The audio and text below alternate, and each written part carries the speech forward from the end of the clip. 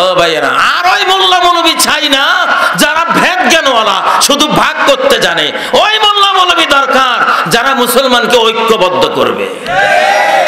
তু বরায়ে ওয়াসল করদন আমদি নে বরায়ে ফসল করদন আমদি।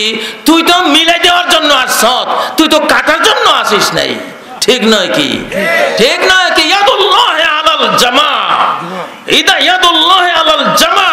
জামা মানে ঐক্যবদ্ধ উম্মতে মুহাম্মাদিয়া, আল উম্মাতুল মুহাম্মাদিয়াতুল মুজতামিআ, এটাকে হাদিসের ভাষায় বলে জামা। হ্যাঁ, ঐক্যবদ্ধ উম্মতে মুহাম্মাদিয়া যদি কোন যুগে পৃথিবীতে তৈরি হয়, সাথে সাথে তাদের হাতের উপরে আল্লাহর হাত অ্যাক্টিভ হয়ে যাবে।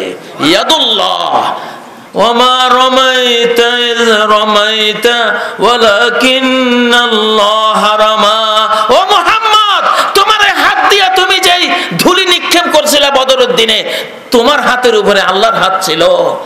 বাহ্যিক তোমার হাত দেখা গেছে, আল্লাহর হাত দেখা যায়নি।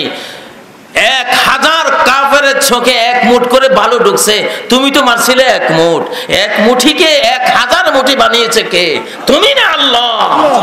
তাম উম্মতে মুহাম্মাদিয়া যেদিন সুন্নতে মুহাম্মাদিয়ার অনুকরণ করে ঐক্যবদ্ধ হয়ে যাবে, তাদের হাতের উপরে অ্যাক্টিভ হবে কার হাত? আল্লাহর হাত।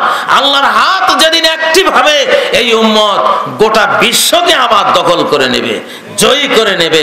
গোটা বিশ্বের মানুষগুলিরে আবার রহমত, বরকত, জান্নাতের পথে নিয়ে যেতে পারবে। ঠিক নয় কি?